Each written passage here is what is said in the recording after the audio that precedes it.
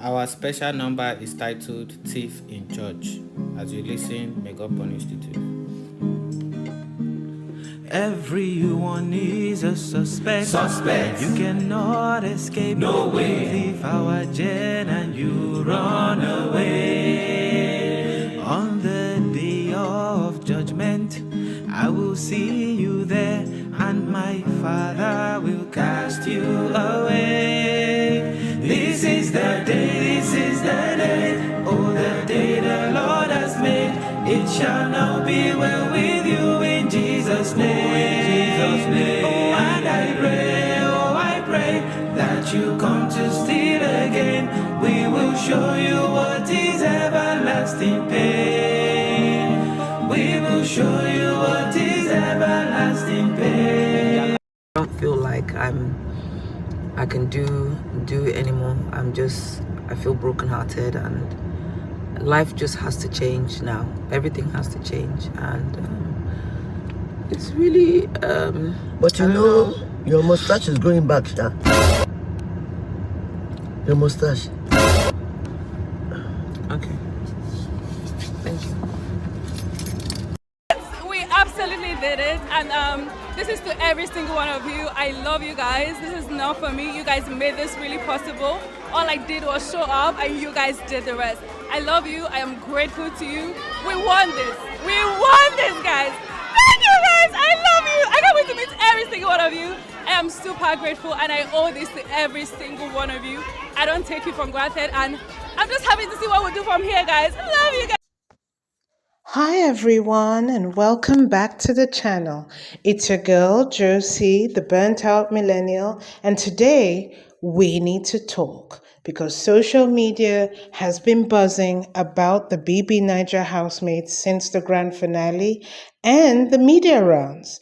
And the center of all the noise, or most of the noise, is one name: Precious Dede Ashogo.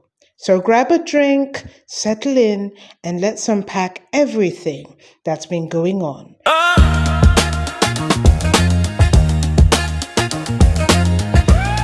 2, 1, microphone check. 1, 2, 1, 2. When I'm working hard, I put my trust in God. Give it all I got. I do this non-stop. My spits be frying, cause my lyrics hot. It's my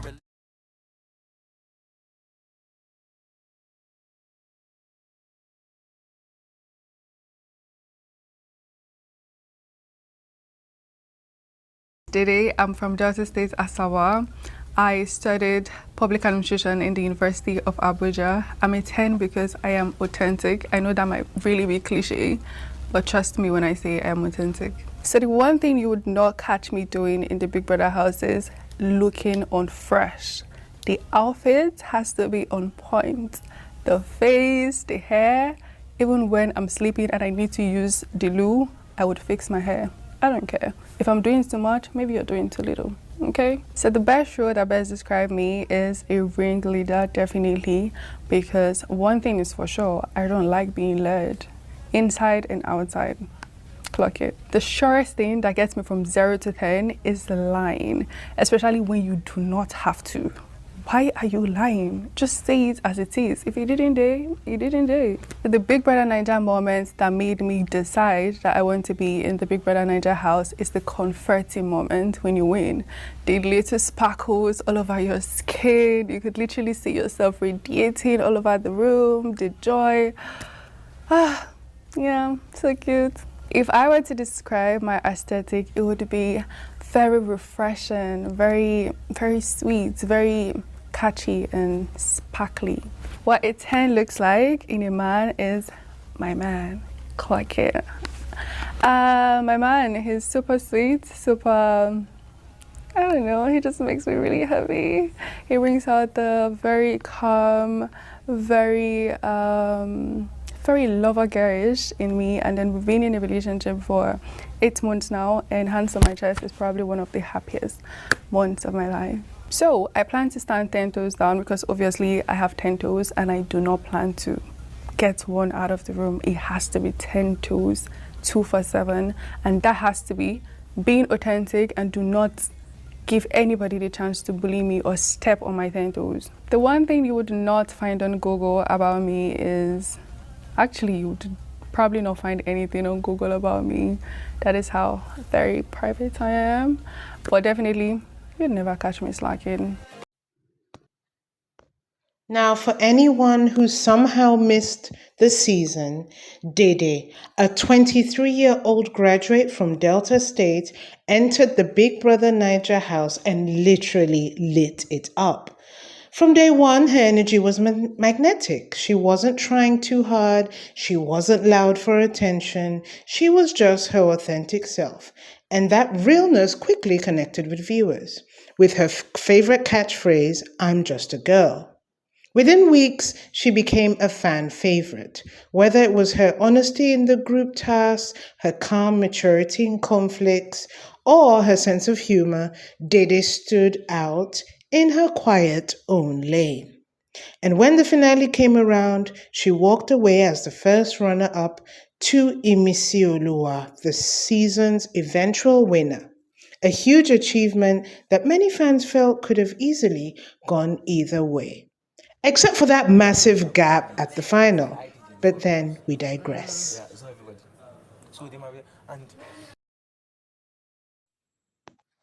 At just 23, this Delta State graduate walked into the Big Brother house and instantly captured the hearts of millions. But long after the show ended, things took a dramatic turn with her and others, with fan wars, friendship fallouts, and a few unexpected twists.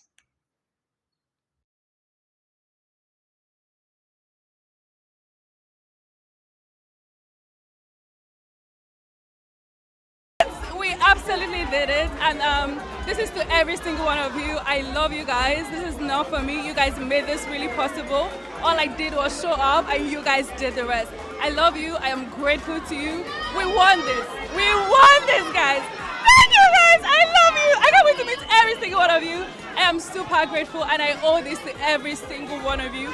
I don't take you for granted, and I'm just happy to see what we do from here, guys. Love you guys. They indeed got her confetti moment as she always wanted, but there was a lot of weirdness brewing, and it did not show up until the show's aftermath and media rounds. So Dede made it, being the runner-up to winner Imisi. Fans of hers, known as divas, were excited, as in general, Dede was quite underestimated when it came to her placing in the final. Some thought of her as just a pretty face. Some actually thought that she would be limited to the top 5 or more, just the top 10 where she eventually got to. And people were even surprised with that. Luckily, she overcame all those and all that skepticism and reached the top 2. After the show wrapped up, social media was abuzz. Fans were excited and congratulated her. It was amazing. Fans were excited to follow all the housemates, especially Dede, outside the house and especially with the media rounds. Everything was absolute fun. That's until the carefree and fun energy quietly shifted.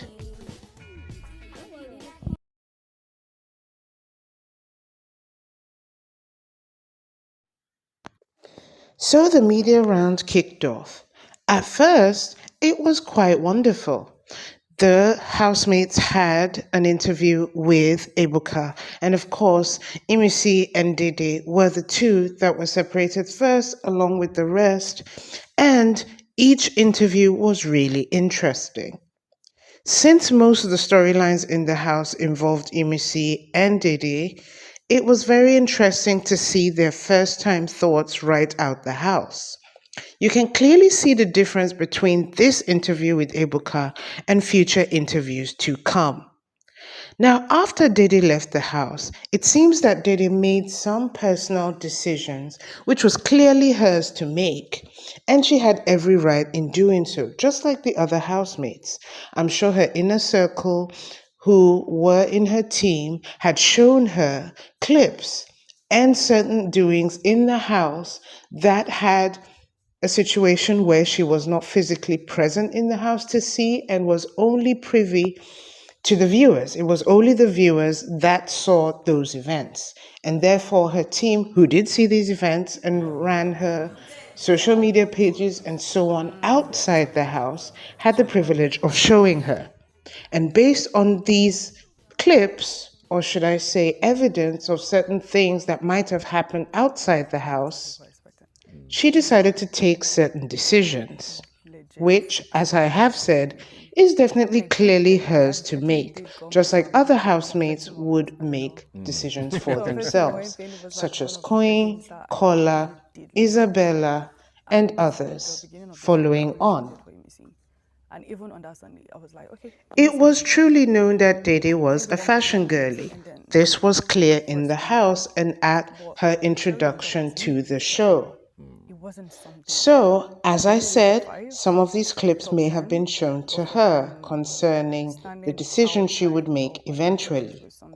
Horrible remarks behind her back, secrets that were entrusted with friends were leaked, and even words to tarnish her image or spoil her to other housemates were said, and many had a changed perception of her.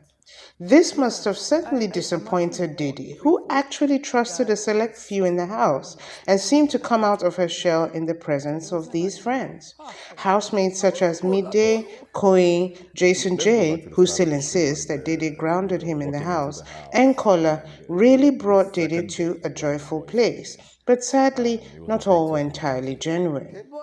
Some fan bases started throwing shade at Dede, twisting moments from the show and creating online battles.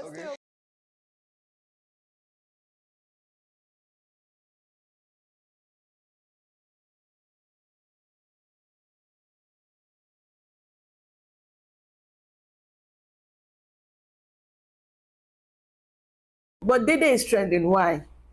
Oh, people should leave Dede alone. No, leave Dede alone. I saw a blogger post something about Dede, and it was coming from a place of pain, bitterness. Probably Dede did not allow the blogger to interview her. But if you see the kind of words that blogger used, oh my God, I want to know from you people, what has Dede done? You understand? Me, let me start with me myself, right? Dede hasn't done anything bad to me, right? The only thing is she did that I don't like is that she didn't play the game well. Dede, let's say this while I know the finish. Posted, who are you? What are you giving in the first place? Honestly, what do you give on the show? Let's take Stanship aside. What does she give on the show? What personality does she have? Everything. Aside from men, all the things she does on that show is man, man, man, man, man. About Kola, about No, K Baba and says beauty she's girl. a finance girl. So Exactly, it's about a man complimenting her. She has no personality. She has nothing to give. Now wow, my brother. My brother, now wow for you. Now wow for you, eh? Family, they look wretched. Our family look wretched. You cannot take care of our family. They look wretched. They look poor. You cannot take care of our family. They look wretched. They look wretched. You go cry. Dede family look wretched. You people cannot take care of. She cannot take care of. And you expect me not to drag Dede's family. I will drag. And that is what we are seeing. Kola and Dede's fans going at each other. And the one that I don't really like, I don't mind them, going at each other and doing the normal dragging. It's funny to me. I see them as people that probably do not have something better to do, because if you have something better to do, you will not come online to be disgracing yourself like that. But I understand their passion, but what I do not like is the fact that they are dragging parents into this. Like, they are saying that Kola's mom is no more, that's his stepmom. I did not even know about this information until today. They are dragging Dede's mom. I'm like, why can't you face yourselves? Why are you people bringing family members to this?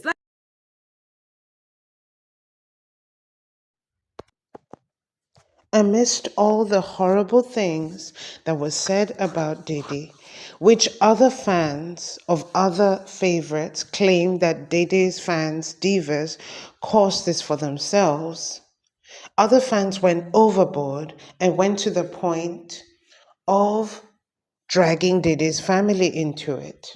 According to them, so-called divas, which I personally do not believe that these are diva fans. They came and used it as a dragging formula to bring in a lot, using their faves such as Kola, Mide, and sometimes even friends that Dede still considers outside the house to attack her. For instance, there was an interview that Kola did over a radio station, and he did mention that it was game over for him and Dede, which is a perfectly fine statement to make. However, fans of Kola used that as a weapon against Dede, calling her every name but the child of God, and this caused all sorts of problems on Twitter. People hosted spaces, grown men saying things they should not say about a reality TV star. And opinions are fine, but when it comes to personal attacks that have nothing to do with you or over a person's character, of a person you have no idea of who she is, truly, this was very disappointing. As I said, some fan bases started dragging Dede and manipulating information, such as an information that was hugely twisted was the story that Dede demanded for a car of her fans for her birthday. This wasn't true. Dede was interacting with her fans on Snapchat. And as Snapchat usually is, you type up a question and she mostly responds. So someone asked, if you were offered the chance, what car would you like for your birthday? And in response, Dede posted the car that she would genuinely like. Since the fan asked, she felt safe to post that picture. And that news went round that was what she demanded. She demanded, unprovoked, a car for her birthday, which was hugely disappointing, especially when bloggers and vloggers are supposed to do a little bit of research, which now makes the attacks even worse. Sadly, things got personal. People started dragging her family, her brothers, her mother. And sadly, they had ammunition because the last week of the show had parents visiting their children emotionally just before the finale. And Dede's mom did appear on the show. The only thing is, according to fans' standards, it seems she wasn't dressed in the way that they would like, considering who Dede is. And this was ammunition that other fans, particularly Callers fans and others, used to drag the divas. Or they made it personal and made it all about Dede, which was horrible. I truly hope that she doesn't see these things because be it Dede or anyone else, this will hugely affect the mental health of these housemates. And this is where this should end. As stated earlier, people started questioning her family background, dragging her and questioning her relationships, and crossing boundaries that should have been off limits. And honestly, as I said, that is where the line should have been drawn. Now, reality TV is entertainment, but the people in it are real human beings. No one deserves that level of hate just because your favorite didn't win or just because your favorite didn't say that what you expected them to say in an interview or just because you are leading off misinformation off of Twitter, off of Spaces, off of Instagram and all other social media platforms. This is a note to all fans. Any fan could turn toxic. and it is most important that you should take care in these situations.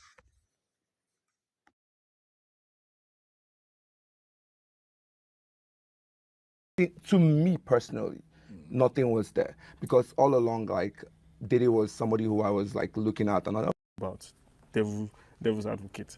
Now, that is we that we're in the relationship. So, I'll briefly explain my part. Dede was strong enough to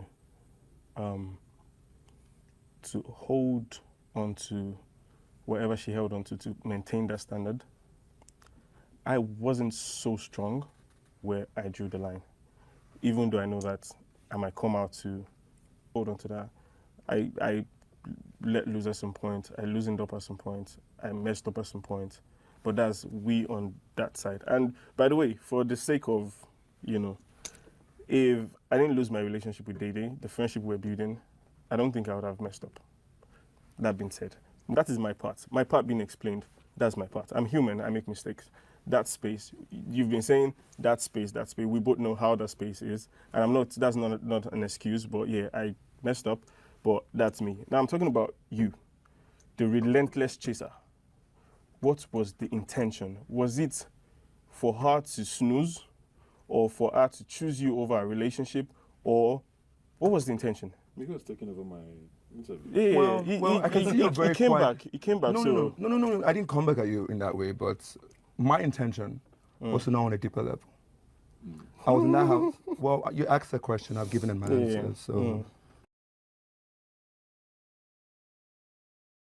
Kola was one person that I genuinely thought was very caring. Kola was one person that I was like, okay, you know what, this person, I don't want to, he looks very fragile. Let's not, joke around. And then for the first few times we had a conversation, I crashed out. Even in diary, I felt like, oh, he's giving me too much. I don't know what to do with it. But with time, it was inevitable that I would get close to someone. It wasn't something that anybody would say, oh, I could go through that house for 10 weeks and not get close to one person. With Kola, it was like the thing started from not being able to have conversation for long enough to making conscious efforts. And then he always says things in a very emotional way. And I feel like, okay, I feel like I'm doing something bad. So every single time I see you and your feelings are valid and I try to do something very nice, it's still really blown out of proportion. That is some places that I feel like I did some things that he took it the wrong way sometimes. I did point out that we're two very different people. And I don't think we click. Now, this is a confided space. Now, we let go of so many things that we do to each other. And I feel like in the outside world, we're two different people. Kola is very expressive. I'm not. I mean, you're supposed to complement each other, right? But at the same time, I just feel like the difference is very wide like this. So most times it feels like I'm changing him too much. So whenever I'm like, oh, you're doing this, you're not doing that, I feel like I'm just trying to be, possessive of who he is as a person. That's how I felt that he would have looked. And I didn't want that. Now, where's the beauty in it? If I take you and I just change you totally from being this person to being this person just to fit into that little idea I have in my head. So I'm like, well, very cool inside, but I don't think we'll work outside. Now, a lot of talk online also centered around her connection, that is Dede's connection with the three fellow housemates, that is Kola, Queen, and Jason J. Queen was clearly a friend, and literally the male version of Dede, reserved, doesn't say much, and is only entering a conversation if he has something to contribute to it. During the show, Dede had great chemistry with the three of them at different times. Some fans saw friendship, others saw underlying brewing romance and attraction, and before long, shipping/bestiship wars began. But here's the truth. Neither Dede, Kola, Coin, or Jason J ever confirmed anything serious in real life. Still, fans kept reading between the lines, creating narratives, and building fan bases over non existent romances, and blowing every tiny or thoughtful gesture out of proportion. Well, that's the downside of reality fame. Sometimes your genuine moments get turned into storylines that you never asked for.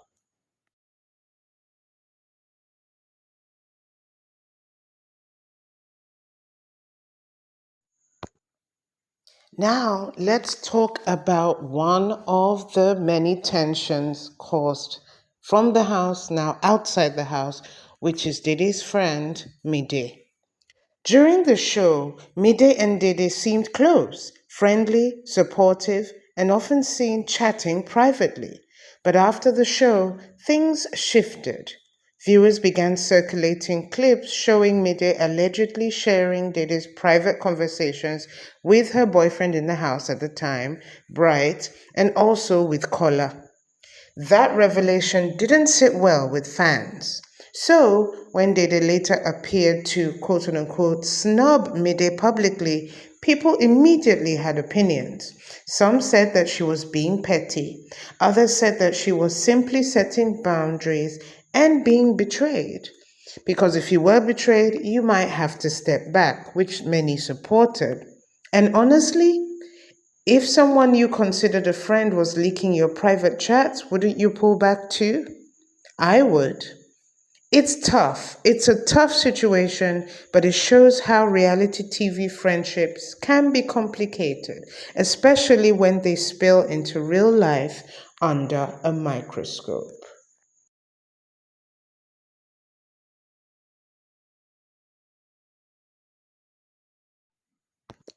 At the end of the day, Dede's story is more than drama. It's a reflection of what happens when real people meet public pressure. She came into the house as a regular young woman chasing a dream and came out as a star trying to navigate fame, scrutiny, and misplaced loyalty. Yes, she has had her share of ups and downs, but her poise, her silence in the face of negativity, and her refusal to play dirty are signs of maturity far beyond her years.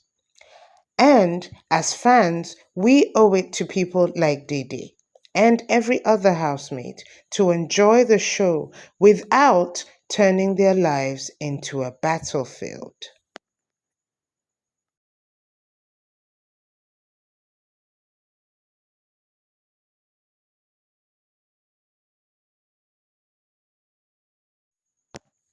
So what's next for Dede? Rumor has it that she's in talks for brand collaborations and even exploring TV and presenting gigs. They are not confirmed and we don't know. And if you ask me, she's only just getting started. With her charm, intelligence, and genuine personality, Dede could easily become one of the most influential faces to come out of this season. Let's drop the hate, keep it classy, and give her flowers while she's still blooming. Well, that's all for me on this special doc presentation.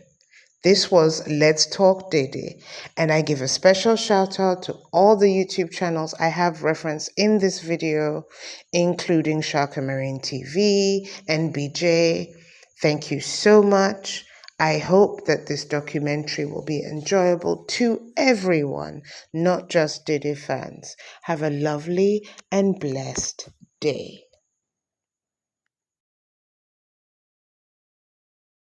One,